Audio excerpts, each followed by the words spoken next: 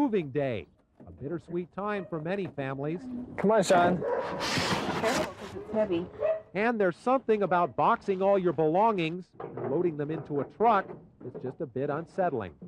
Put it right here, Sean. But the promise of a new home in a new town can make it equally exciting. Let's jump back about a century and a half. You're moving your family across country. You sell virtually everything you own, you load the rest into a wagon. Say goodbye to friends and relatives you'll probably never see again, and you're off. The trip will take about 6 months because you're walking over 2,000 miles of sagebrush, rocks, and dust. Not exactly a trip you'll find in a travel brochure, but starting in 1843, over 300,000 Americans made that journey, most of them searching for a better life in a place they'd only heard about. 150 years later, we pay tribute to those people who created the term pioneer spirit, the brave men and women who traveled the Oregon Trail.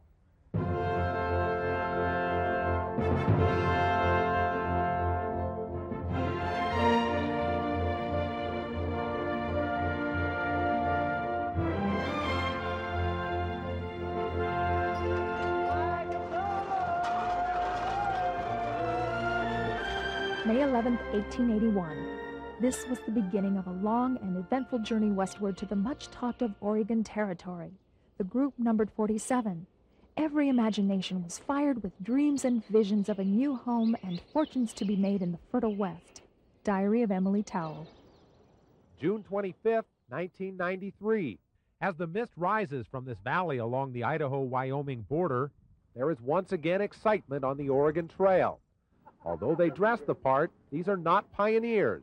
I have some serious doubts that the Oregon pioneers had this kind of food. They are ranchers, they are teachers, they are merchants.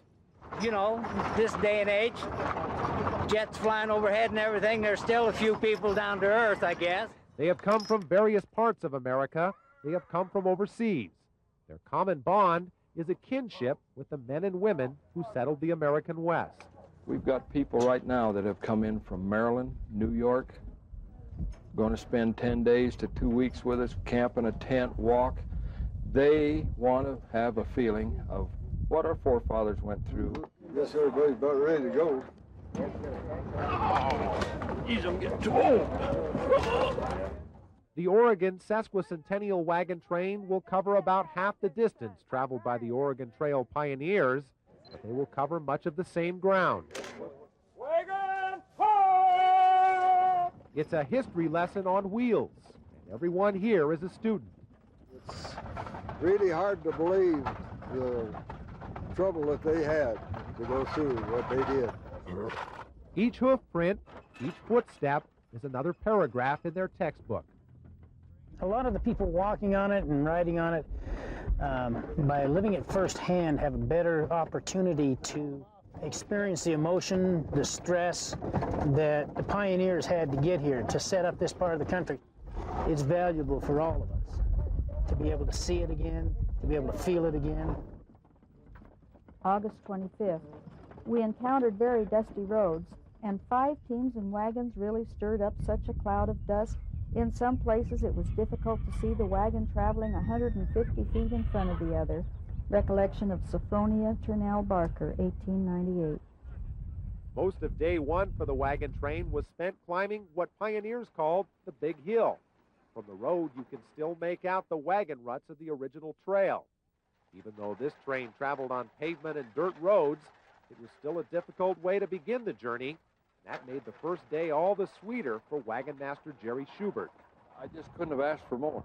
You know, when you've spent almost 2 years working on a project like this, knowing the first day was the big day, it'll be the toughest day that we'll face in the next 2.5 months. We came through with flying colors, had a lot of fun, and real pleased. Schubert is the driving force behind this wagon train. He began pouring his heart into it long before he first shouted, "Wagons Ho!" I first would like to welcome all of you to the Roundup grounds this morning. Last spring, he put on an educational program for school kids around Oregon. I was chosen out of about a dozen people from around, well, as far away as Wyoming, to be the wagon master. And I've been working on this project for about 1.5 years. His labor of love he wants to share with as many young people as he can. Ole? I guess because we're real interested in the Oregon Trail. We're extremely interested in history. What you see today is how we got here. I say we, our ancestors came over the Oregon Trail. There were 350,000 people, the largest migration of people that ever was. If the kids take home one lasting memory, mission accomplished. These kids need to know how we got here, you know, what brought the people over the Oregon Trail, what kind of animals it took to do all of it, and the hardships.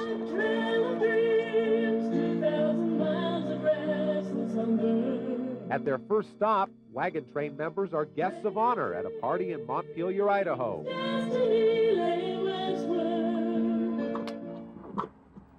Are you all done? Okay, we'll come back after a while. Come on. Schubert is proud of the way his horses worked the first day on the trail. As he puts them up for the night, you realize here's a guy who was born 150 years too late. Come here, Rusty. Come on. He'd rather spend time with a good horse than many people he knows. Well, I'm going to have to cut. Oh, yeah. His values are deeply rooted in an age that he says has passed us by. Somehow or other, we have lost contact. Maybe if it be my generation or my kids or whatever it is. But over the next 10 weeks, Jerry Schubert hopes to rekindle some of those pioneer values.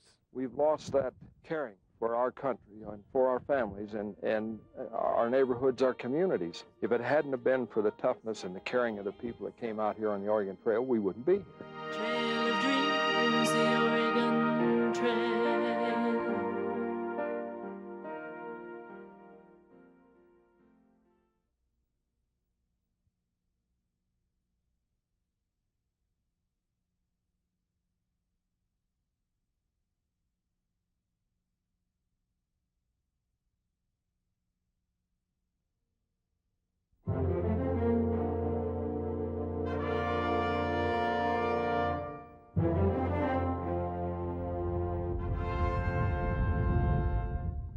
I know it doesn't make any sense, but if you're outside, the smells and the wind comes out of the end of the paintbrush. It really does.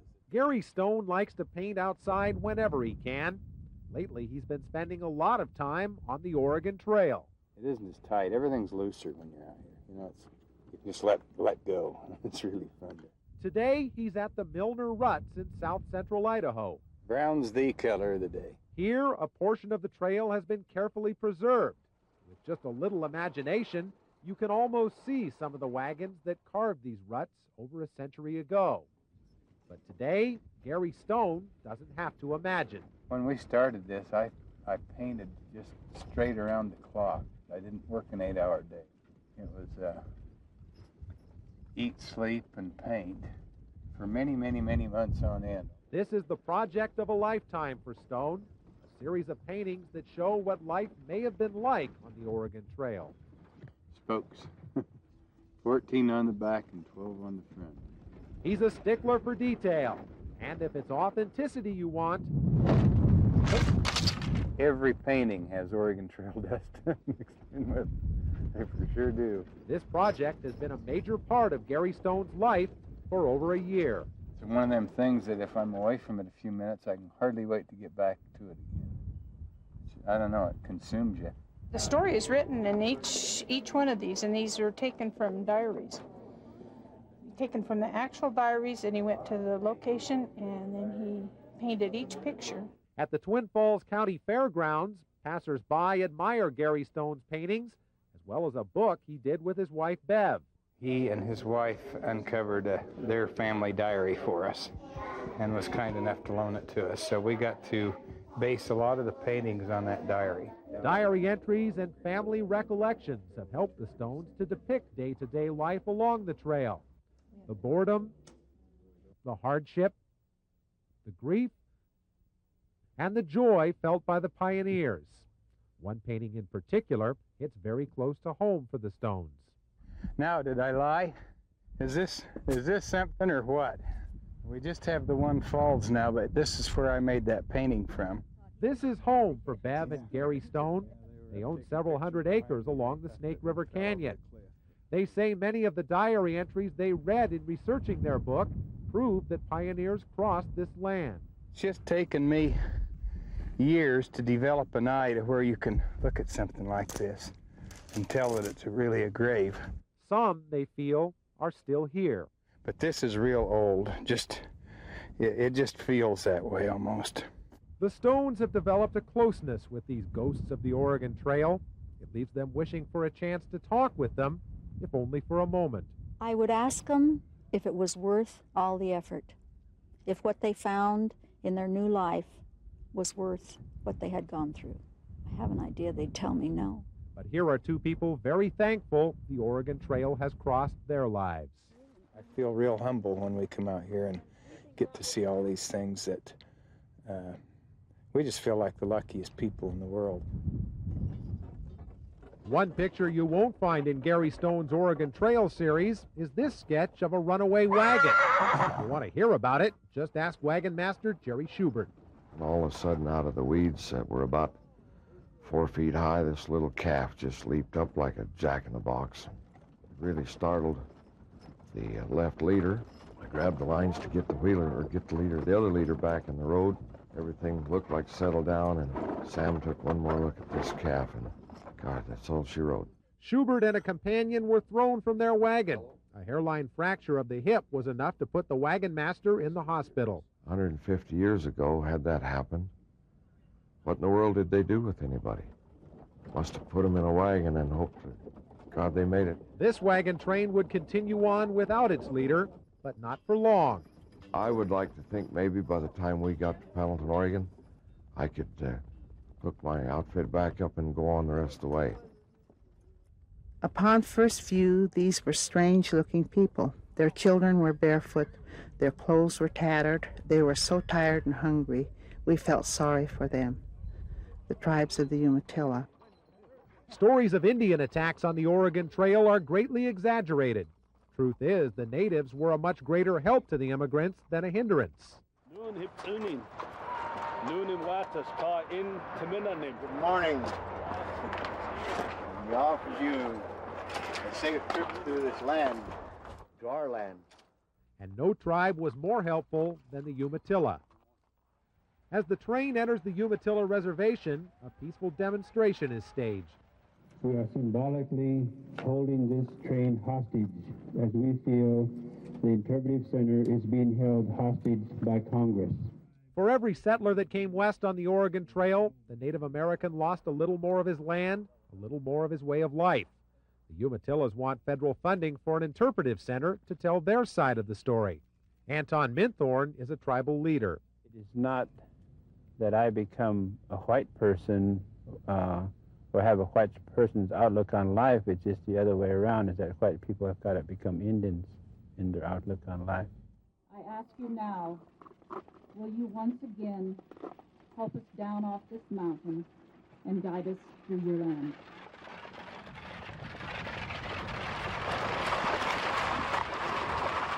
The wagon train is off to an early start for the ride into Pendleton.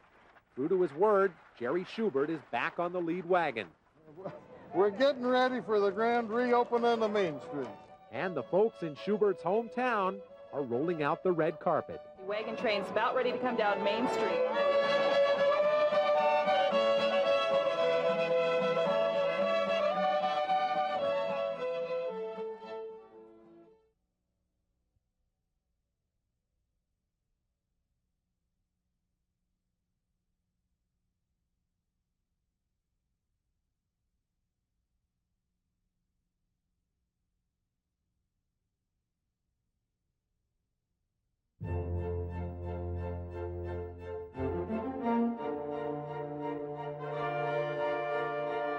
October 18, 1843. At about noon, reached a place on one of the principal streams where I had determined to leave the emigrant trail in the expectation of finding a more direct and better road across the Blue Mountains. The Journal of John C. Fremont. In the mid-1800s, explorer John C. Fremont was commissioned by the U.S. government to blaze new trails for pioneers headed west. Did they use a sextant?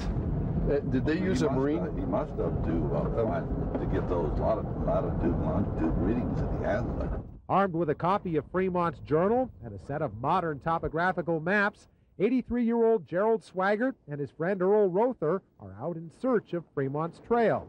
Here's where we are now and where he stayed last night. That was a night of October 19th and 20th, 1843. Fremont and frontiersman Kit Carson were searching for an offshoot of the Oregon Trail, one that would lead settlers into Walla Walla.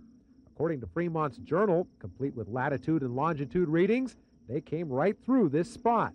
October 22nd, 1843. We were here on the western verge of the Blue Mountains, long spurs of which, very precipitous on either side, extended down into the valley.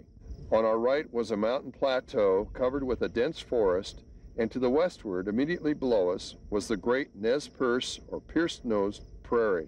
Yeah, they must have come on out of off the top of the Blues, down that fairly open ridge. Fremont's trail led to a toll road, which settlers used for years to come.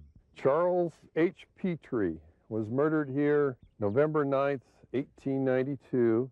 The Oregon Trail is littered with the graves and the stories of the men and women who settled the West, and then there were men like John C. Fremont. He must have been a very persistent and a very knowledgeable man. Men who made it possible for those stories to be told. I'm happy that somebody came through first so my folks could get through. July 1864.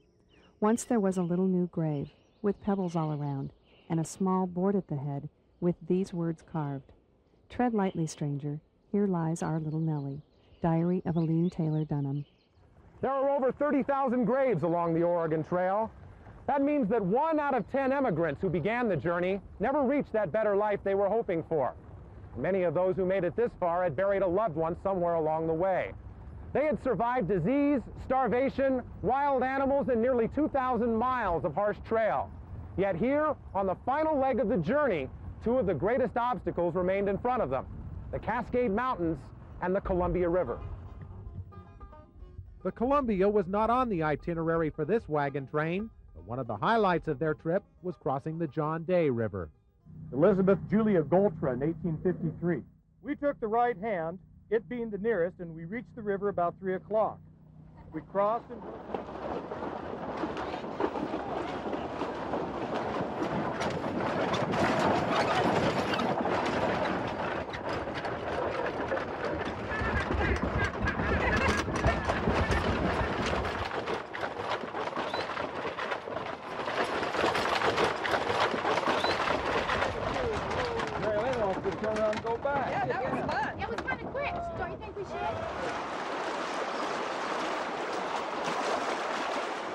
Sunday the 15th of August 1993, early noon, and we turn right, leaving the gravel road upon which we'd been travelling onto the real trail and the original ruts. Sue Smith came from England to walk this trail and to get a first-hand taste of the American West. Well, I was brought up on a diet of wagon train and bonanza and Little House on the Prairie and things. She is one of a horde of walkers who have joined this train. I've walked from Pendleton, which means I've got in about 170 miles so far. To walk in the footsteps of the pioneers. As we journeyed along the trail, I wondered how many graves we walked over. A grave every 80 to 100 yards. And now they are on the final leg of their journey. This morning, ladies and gentlemen, we're cruising down 5th. Our captain has asked that you keep your seatbelts tightened. The closer they get to their destination, the closer these wagon train members get to each other. There's a real bond, and right now we've got about 2 weeks left, and it's countdown time. And it's very bittersweet. Like the original pioneers, this wagon train travels about 16 miles a day. And like their forebearers, they have become family. Is there anybody here who has any reason why this here couple should not be joined in matrimony? Please let him speak his piece now, and I hope he's got a shotgun. Boyer and Rosemary, by the power vested in me, I now pronounce you hitched.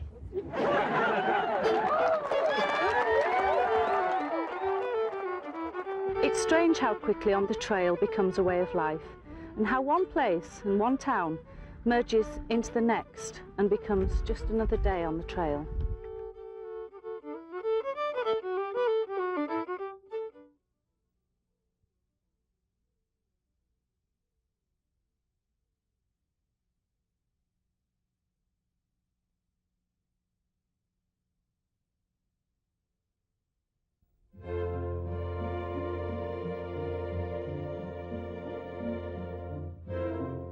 (1843). Here we are at last, Oregon City, that long looked for place. Diary of Esther Hannah. In 1845, a pioneer named Samuel Barlow built a road that led emigrants through the Cascade Mountains and into the Willamette Valley. Oh, I'm feeling great. I rode yesterday. I'm going to ride horse again today. I'm ready to go.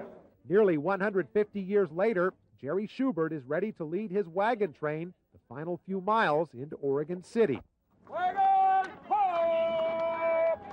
It's a safe bet the original pioneers didn't receive the greeting this train will get, but they know the exhilaration they feel is close to what their ancestors felt over a century ago. Because we were all for the same goal, and that was to reach Oregon City. I know that's how a lot of those pioneers started out.